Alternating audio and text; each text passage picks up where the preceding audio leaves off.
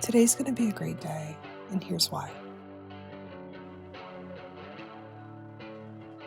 Today, I am grateful for waking up refreshed and before my alarm, love and connection, my friends, feeling joy, to be able to listen to music, my creativity, my faith, the chance to start fresh, being connected to the world, being healthy and being happy, being able to write, bouts of energy and inspiration, my body that does so much, the ability to teach and mentor, coffee. Today, I am grateful for coffee, the home I grew up in, to see my family again, the ability to think through big emotions.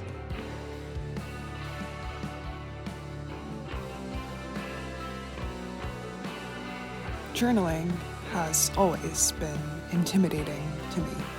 It previously held the same negative space in my chest as when someone would ask me, "Hey, how was school today?"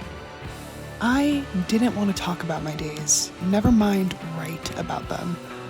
Sure, writing has always come easy to me, but reflecting on my days and documenting them, that was a different story. One, I wasn't ready to write.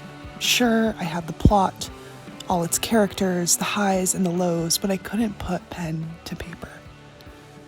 Until I bought myself a leather-bound journal for my 23rd birthday. That same day, I bought a gray Le Creuset mug for my birthday, and my mom immediately shattered it upon me entering the front door. And she shattered it by accident, but that's okay. Okay, so while you're here, this is how I was able to keep up a pretty consistent journaling habit without exhausting myself, and how it changed my life. In my last year of undergrad, my friend Becca was telling me how she keeps up with journaling every day and it's helped her tremendously, to which my response was, "Oh, that sounds so lovely. I have a huge hesitancy with journaling." Probably because the perfectionism aspect, and also I think it's like, if you're having a really bad day, the last thing you want to talk about is, or write about, is your really bad day. But she told me that she follows this really simple prompt every day, every night. It's the same, it never changes. And it's really helped her develop that journaling practice. So she sent me a screenshot of her journal. And upon realizing this is the journal that is found in every corner of morning and night routine TikToks, it's the 5-minute journal. Now, I was not about to head to Amazon and buy the 5-minute journal. In fact, I had been on the hunt for a while. I found this, and I love how ambiguous it is, and it just feels like me. I didn't want something that was like, "Hey, here's my journal slash diary slash whatever." I feel like this is much more my speed. Let me tell you, this journaling habit, a gratitude practice, and a social media detox, it did me so well. I highly recommend anyone that's feeling like absolute garbage or really anxious. That is the key to getting out of that slump, for me anyways. So what do you do exactly? I'll tell you. Okay, you start every day with gratitude, a few wishes for the day, a daily affirmation, then ending the day with some reflections and highlights. You can talk about what you could have done better, what you learned, whatever you fancy. There's that. I feel like it allowed me to center myself and be more present throughout the year. I feel like when we are running on low attention spans, constantly distracted, jumping from this task to this to this to this, like, it's so easy to just get caught up and not feel your feet actually planted. And I think a lot of us will ruminate in the past, we'll be too focused on the future, and there's that like little sweet spot that we get every now and then where you really feel like you're in the moment. And I think keeping up with the journaling practice has helped enlarge those moments for me. Oh my God, it's so bright outside. And yeah, I am definitely guilty, totally guilty of this from time to time, where I'll be like stuck in the past or like really focused on the future. I'm coming to believe that this is a universal experience as well, and it's normal, but this helps you sort of get back down to earth. The only long form writing I have in this book is I set out to do little like monthly recaps. So talking about like successes, setbacks, highs and lows, like, or just like really wanting to just talk to myself or write to myself really. about everything that was going on that month and what my hopes are for the next month. You guys, the heavens are opening as I'm talking about this. This is great. This is really, thank you. Thanks for that, the great lighting. The little like end of month recaps were really helpful for me because it helped me like reset, take a temp check, and it would inform the month ahead. And I would get like little feelings, even if it was like kind of a low month for me, I'd get this smaller sense of like the feeling that you get when a new year is about to happen. You get that reassurance that anything is possible and you feel like something new is on the horizon. I would get like smaller bits of that feeling at the end of every month because realistically, you can reset, you can restart at any time. It doesn't have to be, when a new year is coming. There is something to be said about journaling for an entire year because what a gift it is to hold and to read a tangible evolution of how my life played out this year. And really, this truly was the most pivotal year I've had in my life so far, 23 to 24. Spiritually, I felt so connected to my higher self and my faith and my practices because of this journaling. The wishes that I had for myself came true. Call it manifestation, call it plain luck, call it putting pen to paper. I don't know, it just happened. And even the smallest of things, like I hope I have a productive work day, I hope my lunch doesn't suck today, like those little things, putting positive energy and focus into them, even just for the smallest bit, having them align and then, feeling good afterwards. I feel like those little actions compound into something greater. Maybe that's too spiritual heebie-jeebie for you, but that's how I see it. And it's good to have something tangible that just harbors a lot of good or balanced energy, I think, because I did write about some really shit that happened to me this month, but I think the good far outweighs the bad.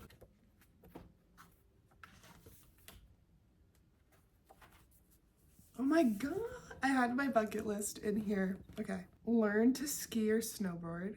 Snowboard. Learn to ski or snowboard. This didn't happen this year, unfortunately, probably because my friends are really good skiers and snowboarders, and I can't do so much as a pizza french fry down the bunny slope, so that's something I will work on in 25. Because winter sports are fun and I'd love to spend more active time outside, especially when it's cold and brisk and not super fun. We're making our own fun in 2025. Okay, create/perform a DJ set. Now, I mixed a lot of music this year, but I didn't actually get together and make a set. I had bought a deck earlier in the year, then had to return it because I wasn't about to buy 600 adapters. I was also moving, which excuses, yeah, but okay, we'll try and make a mix. Well, let's shoot a little lower this year. Let's make a mix and go from there. Shoot a campaign/shoot a studio session. Bingo. Really happy this came true. I shot a really scrappy campaign at the beginning of the year, but a campaign nonetheless, at a studio actually. And then towards the end of the year, I got to co-direct on a SAG shoot, which was really exciting. Truly still so stoked about that whole experience. So yeah, that's a win. Get back into pole dancing/dancing. Now, don't give me that look. So, fun fact, there was a time where me and my friend V were pole dancing, and it was great because pole dancing combines gymnastics, yoga, and dance, all of which I have done separately at some point in my life. I feel like super athletic, strong, powerful, beautiful, sexy, all the fun adjectives. But nobody talks about the blistering that comes with that type of performance. Now, I don't want to get into the nitty-gritty, but not good. But I don't miss the blistering. But I am counting this as a win regardless because I really started to samba dance this year, and it was amazing because I love samba music so much. One of my earliest memories of wanting to do dance was me and my family, we would watch Carnival on TV and I would flail my arms and legs around and telling my parents I want to be a samba dancer when I grow up. So what did my mom do? She put me in ballet.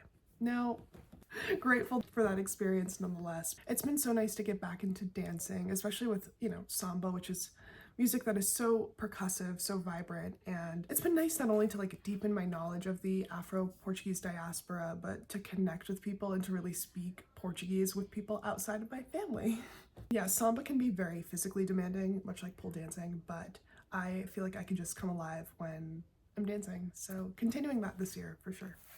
The next one was travel somewhere new. I did do this. This is very exciting. More on that later. And then my last one was grow my creative network. Collaboration of any kind, I think, is one of the most rewarding things ever, especially in the industry that I work in. So it's been so nice to really meet some fantastic people and creatively collaborate with them. So yeah. Okay, let's talk about January, the beginning of this year.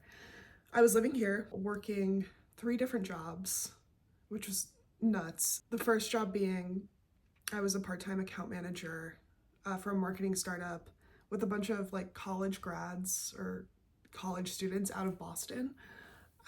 That was super fun. I learned a lot. It was my first ever like client-facing role. Like I'd always been sort of like serving some sort of brand or client, but never actually doing a lot of the face-to-face work, so that was exciting. And yeah, it was just a good time. Like I had previously been so used to working with people who were a lot older than me and or sometimes people younger than me, but this was like completely working with people who are around my age, so that was cool. I was also a substitute teacher for K through 12, but mostly I stuck to high schoolers. And funny enough, the high school that I worked at was one of the on-set locations for The Holdovers, which is one of my favorite movies, Best Picture nominee that came out last year. A very good New England film. Yeah, loved subbing actually. Like truly, I think I love connecting with young people, and especially I would pick up a lot of the art and music classes. And I got to feel like I was in high school again. Like obviously there's that degree of separation, but it was like, okay, they're working on the school musical. This is so much fun. I'm so proud of them. But there was also like a lot of times where I was like, oh, I'm not built. I'm not built for the skibbity toilet generation. I'm not. And then the third job was I was actively engaging my own copy, brand strategy, marketing strategy services to a really popular cafe chain that I grew up going to in Massachusetts.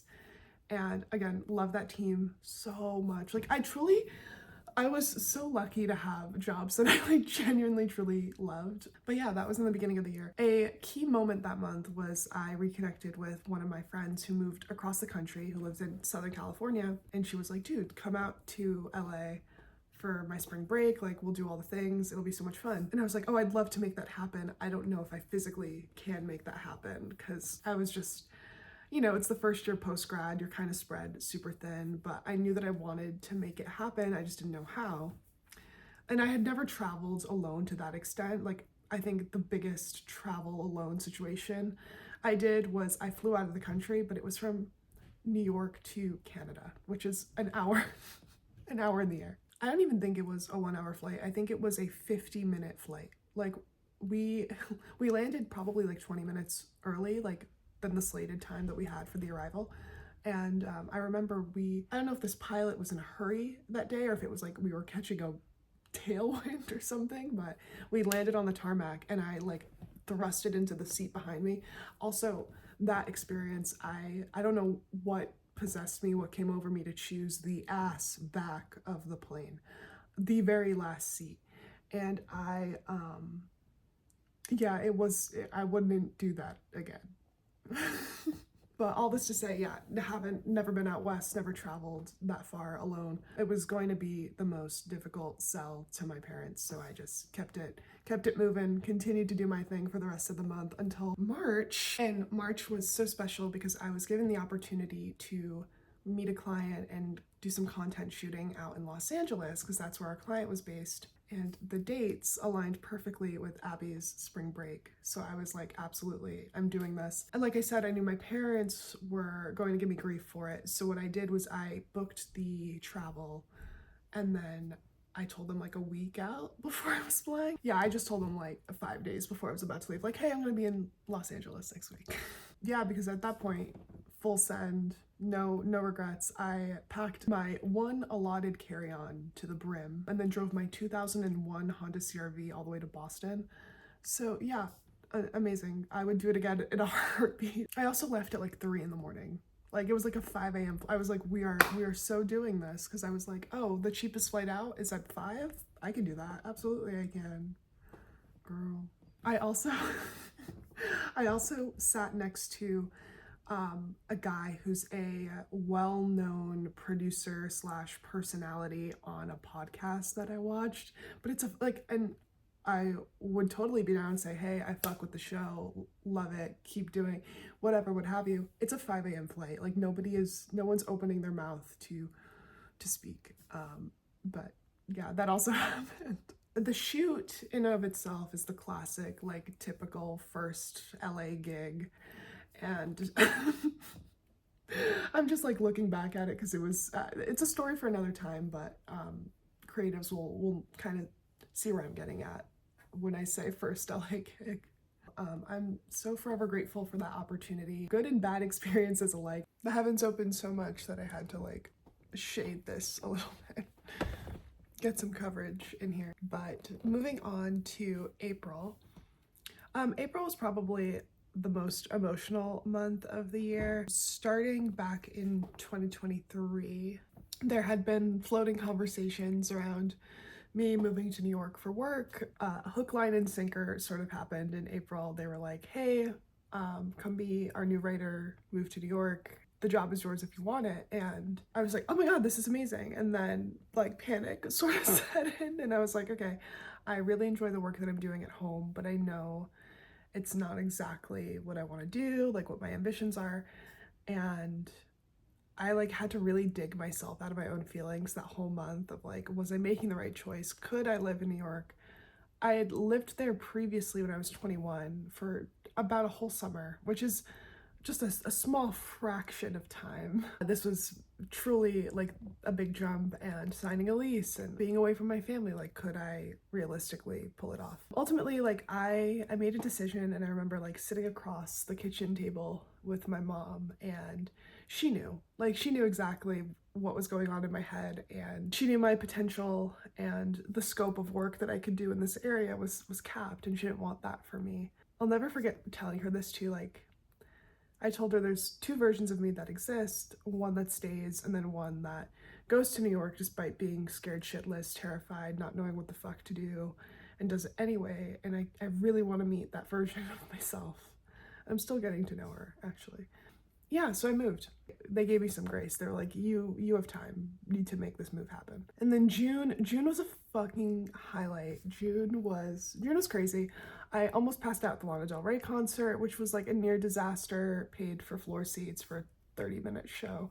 But it's okay because I got to say hi to Mason Ramsey. He was so lovely. And then another really talented artist whose name I can't remember, but who had like probably the biggest song on TikTok. He also performed and was very fantastic and very kind. Yeah, and then in June, I also posted my fast fashion video essay editorial project type B, and I'm forever grateful in the way that it resonated with so many of you, and I thank you so much for giving me your time and support. If you want to go watch that video, it's here. Shameless plug. It's okay. I won't sell you a product, but I'll tell you what to watch while you eat your dinner or your lunch. August was my out of the woods celebration period. Like, to preface, 2023 was it was a really difficult year for me. I was in my last year of school, like in the tail end of finishing up school, having challenges with my health, like physically, and then when you have physical health challenges, your mental sort of goes with it as well. I wasn't working. I was freelancing my entire senior year as a writer, and then when there's no work to be written, you don't make money. So that was something I was dealing with. Kind of held me over while I was in RA, because an RA, resident assistant, at a university is kind of like a full-time job in and of itself. So I had a lot on my plate, and because I wasn't working, like, yes, I had that job, but it wasn't a paying job. Like, there was no cash flow. So yeah, we made through, and I made sure to like focus on good memories. But fast forward to post-grad, I lost a loved one, my tiavo, which really is my grandmother. That sucked, trying to figure out what was next, and then moving back home. I was just in therapy like every week trying to figure my shit out. And August of 2024, I think, was finally like the eclipse, like my true celebration period. I was able to visit my family's home island, and I can't share enough like the joy being there brought me, just like seeing my family again for the first time in decades. I think I had been on the island in 2002 or 2001. Yeah, just being able to be so deeply connected with my heritage, my culture, my language, like getting to be in nature and spend time with my family was just like so beautiful and unforgettable, and I can't wait to go back. September to December, baby, this is the FAFO period because I moved, I've been adjusting to my new life in the city. It's also the reason I haven't been posting. New York City is so great and amazing and fun, and then it eats you up and it spits you out. I started writing a body of work in that really depressive shit state of mind back in 2023. I've never had a piece of writing or an idea that had stuck with me as much as this sort of story did. So I'm continuing to stay heads down and devoted and continue writing it. It's also a great motivator now that the weather is dark and cold and it's like pitch black at 4, or I can just like hunker down and get to work. It's like, why not cozy up to some tea and write for like 2-3 hours. That's what I've been doing, along with some fashion videos in between. I'm not gonna apologize for posting like super sparingly because I genuinely want to make stuff that I'm excited about, that's fun, that I think will resonate with people, that is sort of storytelling or editorial driven, and that takes time. Yeah, I'm just like learning and playing in this like YouTube space and figuring out what works and what I'm excited about and what feels right for me. So I know I derailed a bit from journaling, but just know that my life was sort of a reflection of my writing this year, and I hope that it continue along that path, good or bad, for better for worse. But that's the beauty of it, I think, is like where your focus goes, good energy will follow. So if you've been thinking about journaling, just do it. Ditch the perfectionism aspect like I did, because perfectionism won't help you, it'll only hurt you here, and this is for nobody but yourself, really, truly. Yeah, I wish you an incredible, happy, and healthy 2025.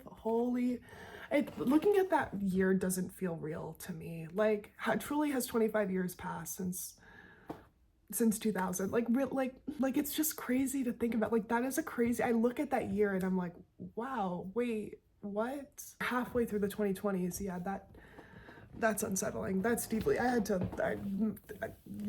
that. But yeah, I wish you the best 2025 has to offer. Have a wonderful, beautiful, happy, healthy, safe 2025. Cheers.